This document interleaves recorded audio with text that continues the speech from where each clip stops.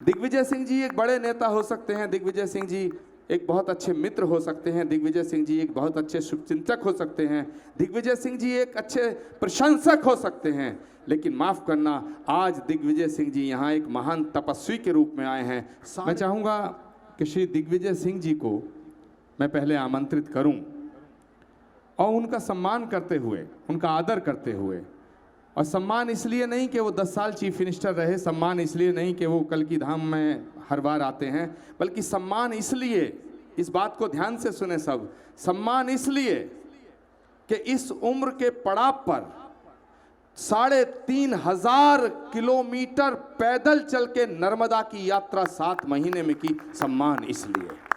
दिग्विजय सिंह जी एक बड़े नेता हो सकते हैं, दिग्विजय सिंह जी एक बहुत अच्छे मित्र हो सकते हैं, दिग्विजय सिंह जी एक बहुत अच्छे शुभचिंतक हो सकते हैं, दिग्विजय सिंह जी एक अच्छे प्रशंसक हो सकते हैं, लेकिन माफ करना, आज दिग्विजय सिंह जी यहाँ एक महान तपस्वी के रूप में आए हैं। 3,500 किलोमीटर पैदल चलना ये बहुत मुश्किल काम है, और नर्मदा की परिक्रमा 3,500 किलोमीटर करके दिन रात पैदल चल के दिग्विजय सिंह जी ने जो कार्य किया है वो भारत के धार्मिक इतिहास में स्वर्णिम अक्षरों में लिखा जाएगा। ऐसे दिग्विजय सिंह जी का स्वागत, जोरदार तालियों से स्वागत।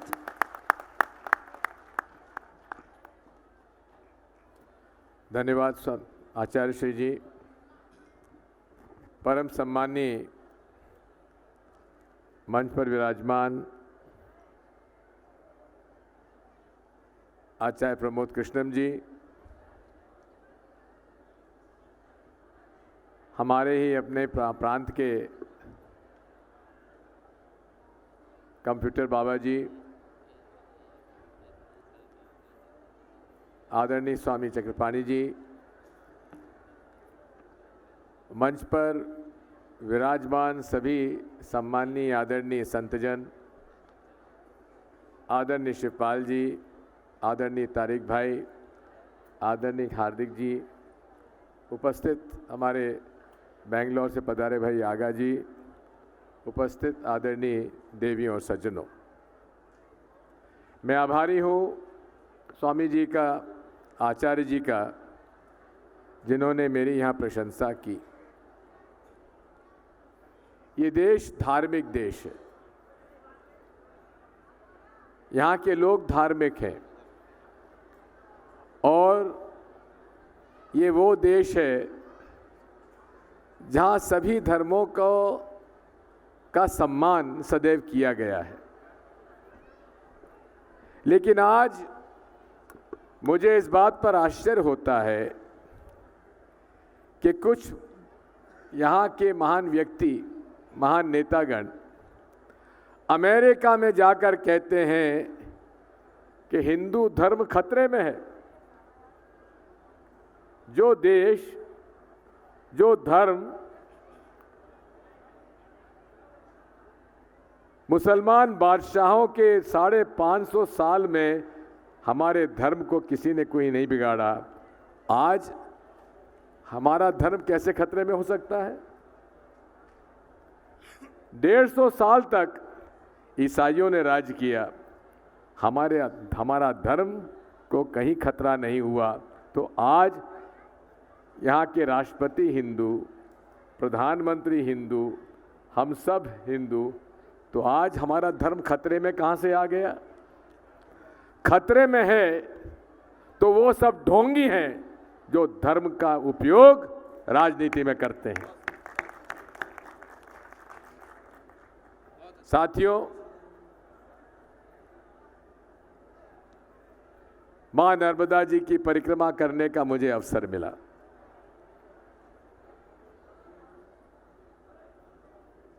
मां नर्मदा जी के बारे में कहा जाता है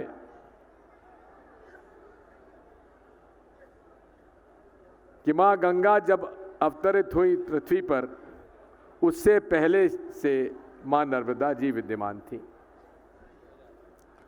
और सनातन धर्म को पुनर्जीवित करने वाले आदि शंकराचार्य जी ने तप करके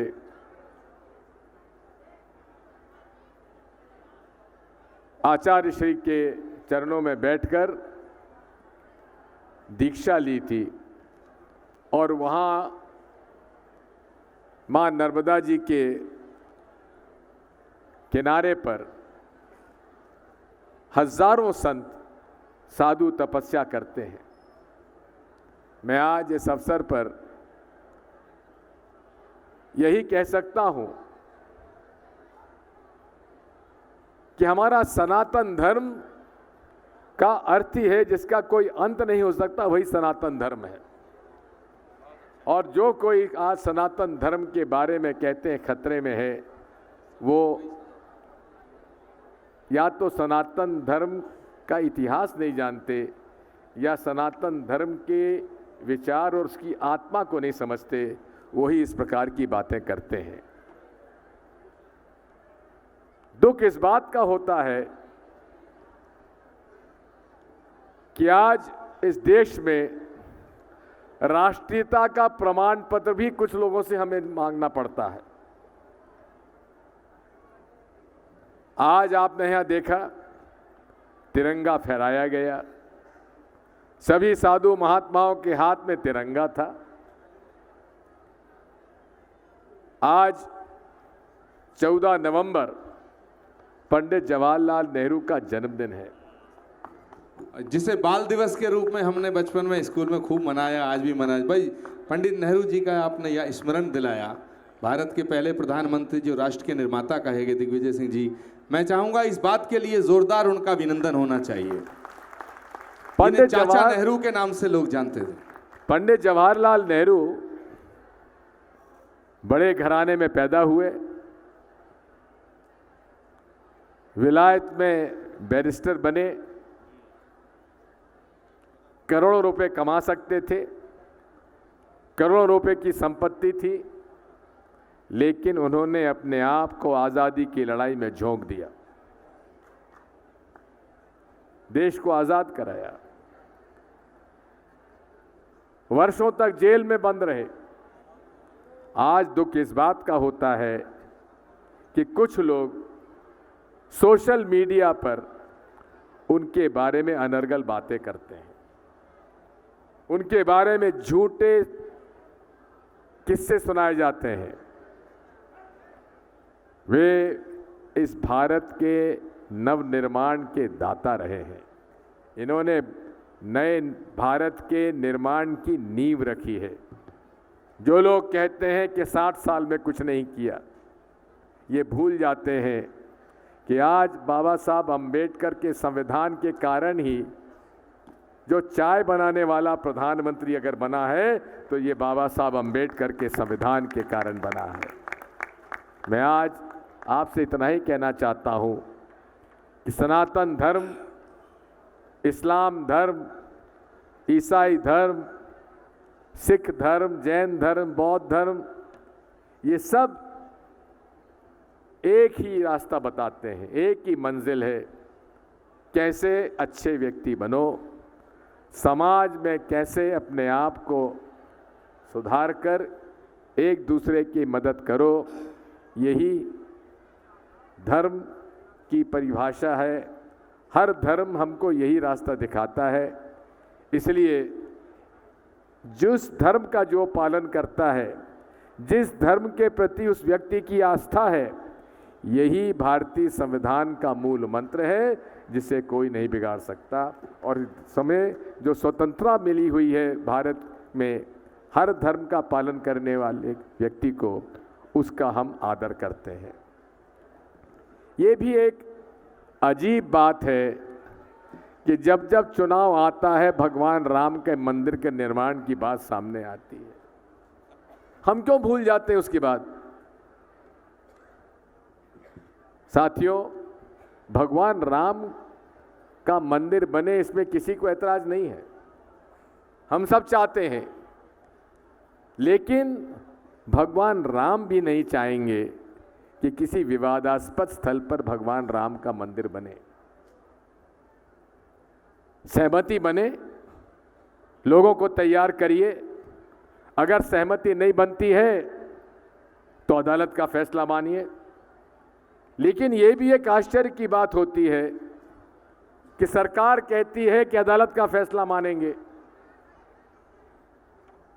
उत्तर प्रदेश के मुख्यमंत्री कहते हैं कि राम जी की इच्छा होगी तो बनेगा, और इस सरकार के जो कर्ता धर्ता है वो कहते हैं कि अध्यादेश निकालिए। केवल भगवान राम के मंदिर को विवादास्पद बनाना इन लोगों का लक्ष्य है।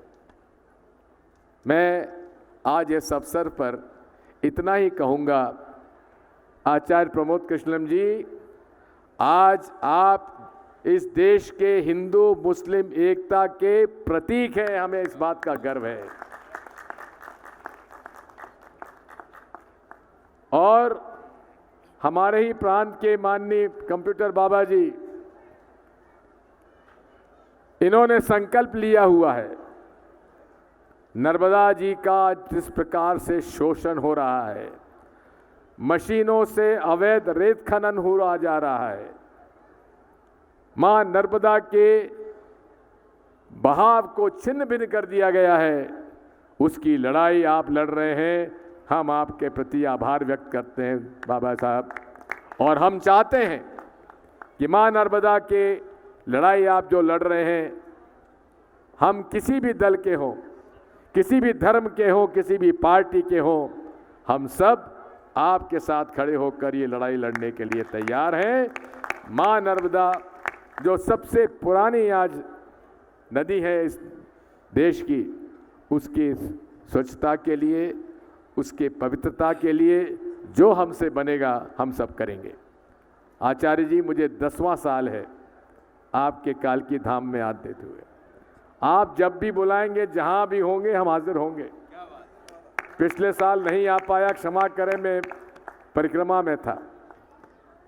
क्योंकि इसलिए नहीं कि आपकी कृपा मुझ पर है, इसलिए क्योंकि आज देश में एक संत ऐसा है जो हिंदू मुस्लिम एकता की आवाज़ बुलंद करता है, देश की एकता के लिए, अखंडता के लिए काम करता है, इसलिए हम आपका सम्मान करते हैं। बहुत बहुत धन्यवाद।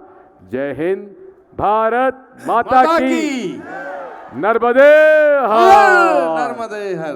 बहुत बहुत धन्यवाद, बहुत बहुत आभार दिग्विजय सिंह जी, आपने बहुत सुंदर शब्दों में अपने भावनाओं की अभिव्यक्ति करी। शरणागतम